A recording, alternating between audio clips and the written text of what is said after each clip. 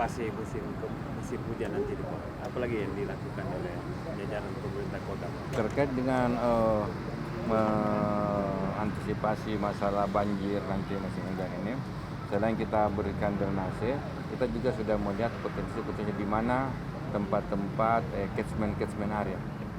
Nah, ini di catchment area mulai diperhatikan supaya nanti airnya lari kemana. Supaya dia bisa. Dan itu juga kita sudah mulai mengedukasi masyarakat supaya di mana tempat yang dulu banjir, sudah bikin pengaman-pengaman, beberapa pengaman-pengaman untuk antisipasi. Apa itu bentuk pengamanannya?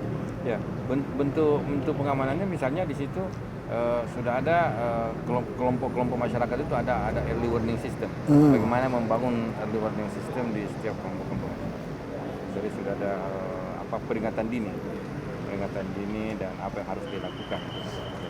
Karena kita menghindari sebisa mungkin tidak ada korban jiwa dan seminimal mungkin ya korban harta kalau terjadi misalnya banjir yang kita tidak bisa. Kan titik-titik banjir kan itu terus di Pak Wali itu di sini pasti. Karena di wilayah timur ini sebenarnya banjirnya tidak salah gitu kan. Kita aja yang salah. Kita yang tinggal di tempat itu. Di rumahnya air. Iya. Catchment area. Yang dulu orang bilang dengan balang-balang begitu kan. Ya, itu adalah memang catchment tempatnya air lumayan. Setelah itu barang ditutup, dibanguni perumahan, ya airnya tentu otomatis. Iya, mau kemana kasihan air? Itu rumahnya air. Jangan salahkan air. Jangan salahkan air. Kita kenapa kamu tinggal di daerah? Iya. Sisa yang harus diperbaiki drainasenya gitu. Apalagi kalau dia lebih rendah. Dia lebih rendah daripada sistem drainase kota. Begitu dia tempat itu lebih rendah. Karena misalnya developernya yang membangun di wilayah situ, dia tidak tinggikan memang lebih rendah dari sistem drainase kota, otomatis air itu Diberikan air itu lebih di atas gitu ya. Untuk itu sekarang kita ada beberapa sekian puluh ada 7 pintu-pintu pompa air ini yang akan segera dibantu juga oleh pemerintah provinsi. Ya, seperti apa itu Pak? Ada beberapa sistem perpompaan yang akan dibantu. Ada proposalnya udah masuk untuk segera dikerja oleh mendapat bantuan dari pemerintah provinsi. Pemerintah provinsi akan membantu. Dan itu sudah bisa diterapkan di musim hujan nanti nih Pak? Ini sudah sebagian sudah mulai. Mudah-mudahan nanti banjir. Mudah-mudahan bisa Wali ini masuk ke perayaan hari ulang tahun ke-412 Kota Makassar. Apa saja yang telah dan akan dilakukan oleh pemerintah Kota Makassar? Dalam kaitan dengan seremonial dulu ya. Dalam kaitan dengan seremonial itu saja kita selain upacara-upacara, kita juga ada malam kesenian, kita juga ada launching film, kita ada juga melakukan namanya sikir ya, dari banyak kegiatan yang terkait dengan seremonial yang terkait dengan terjadi tersebut. Tentu saja yang menjadi masalah bukan di seremonial sebenarnya, yang menjadi substansi sebenarnya dengan umur 412 tahun Kota Makassar ini, seberapa dewasa masyarakat. Itu utamanya menjaga kebersihan depan rumah.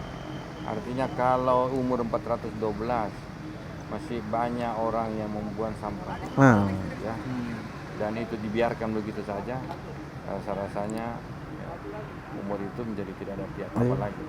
Sia-sia begitu kan. Kalau di Pantai Losari yang menjadi ikon, kita masih menemukan gelas-gelas aqua, bekas aqua, ya bekas plastik masih ada. Rasanya 412 itu menjadi rugi begitu kan. Ada program provinsi yang dititip di pemerintah untuk Makassar apa saja yang Pak? Sebenarnya tidak ada istilah titip mentitip. Apa yang ada di Makassar itu apa kan? Kota Makassar itu adalah selain kota umum juga merupakan ibu kota provinsi.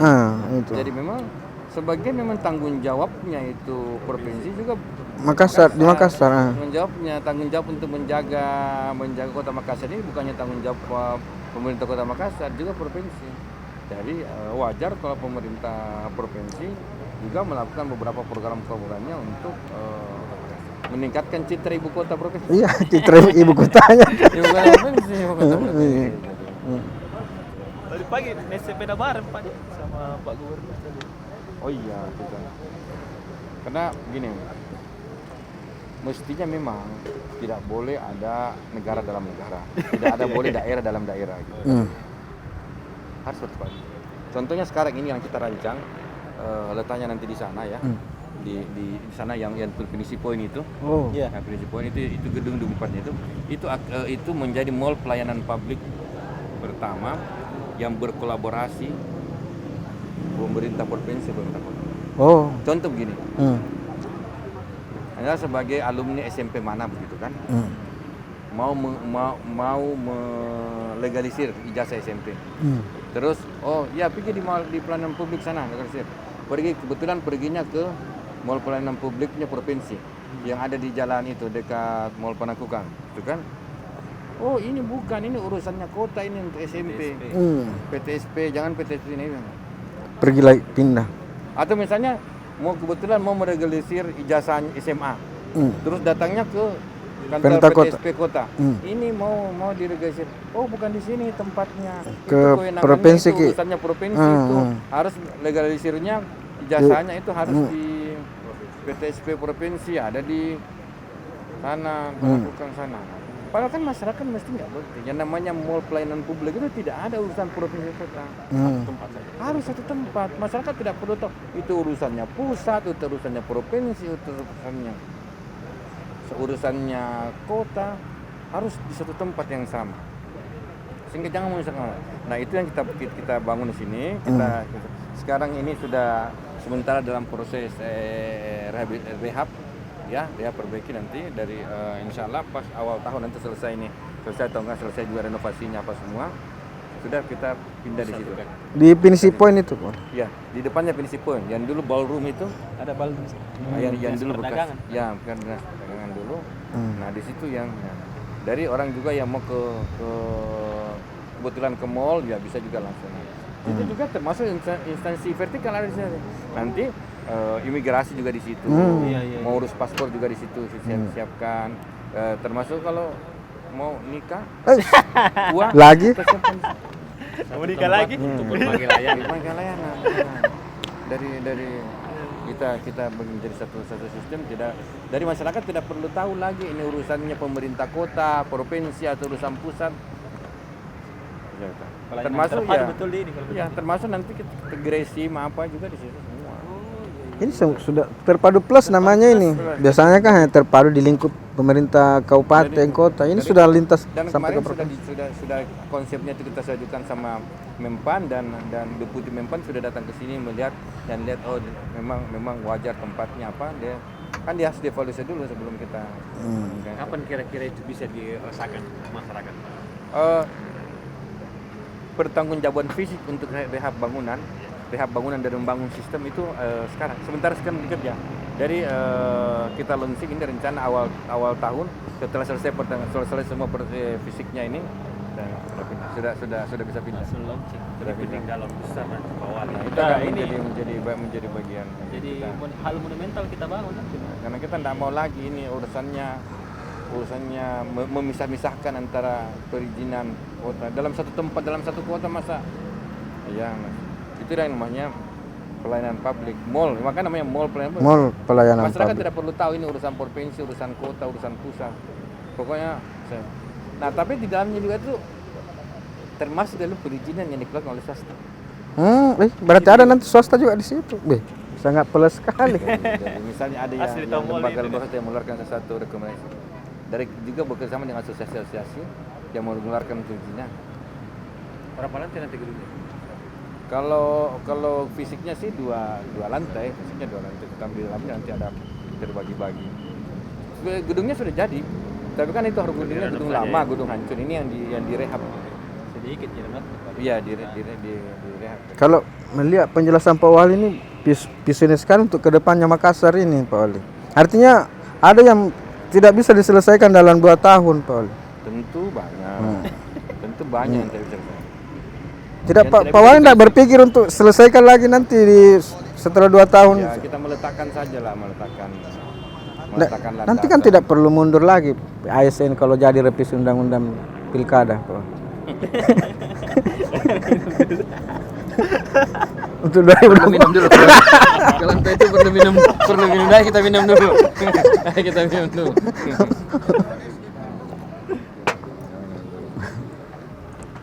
Pak Wali, ini tempat ini perlu kita jelaskan apa kita sebenarnya sekarang berada di mana nih, Pak Wali? Indah sekali nih, kayak bukan di Makassar kita ini. Ya, bagaimana ceritanya Pak Wali bisa temukan ruangan seperti seindah ini, Pak Wali? Sudah view begini nih.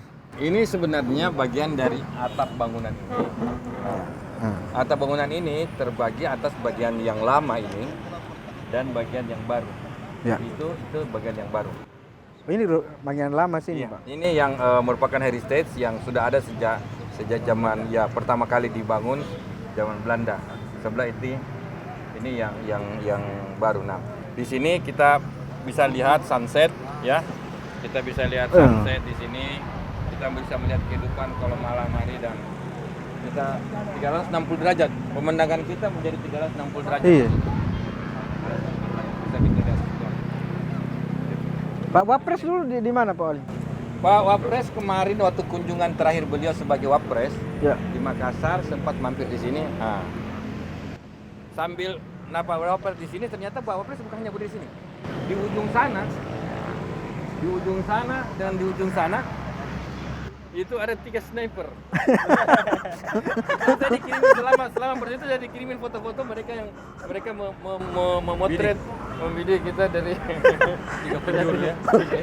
Di 3 sudut itu ada sniper dari Pak Wapres, Pak JK waktu itu ya kami ajak naik di sini menikmati sunset, ngopi di sini ya, afternoon tea ya, sambil menikmati dan beliau cukup lama di sini ya. Hampir 1 jam di atas sini dengan menikmati hidangan yang ada di sini sambil melihat-lihat. Kami makan barongko ini ada lihat fotonya ini Ya, bagus sekali. Ini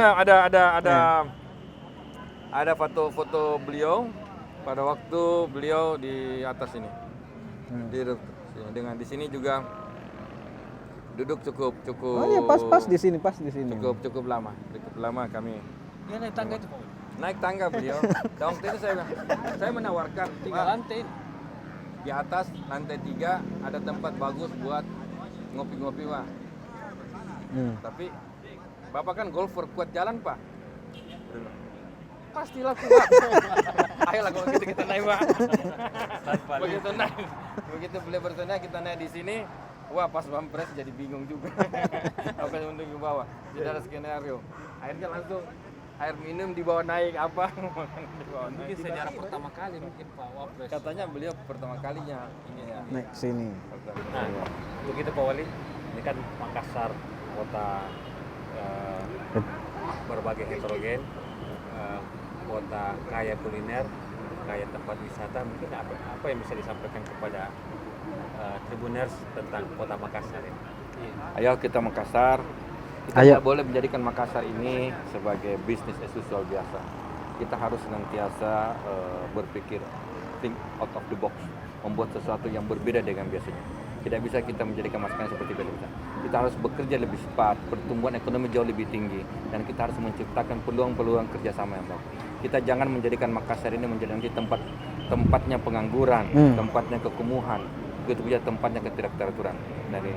Dengan jumlah yang makin lama makin besar, apalagi nanti kalau Indonesia jadi pindah ibu kotanya ke Kalimantan Timur, ya maka tentu dampaknya bagi Makassar itu besar sekali.